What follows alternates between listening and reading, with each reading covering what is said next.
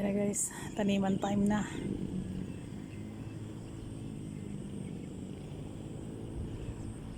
Ayan o. Yan sila.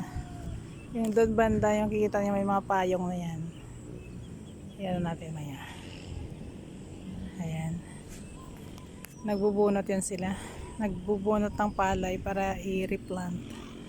Ang dami nila oh. Ayan, nakapayong sila guys kasi mainit. Pero kagabi lakas ng ulan. Dito sa dinadaanan ko puro palay na yan. Puro palay na talaga dito ang dinadaanan ko. Ayan na yan, may nag-aararo. Saan na yan?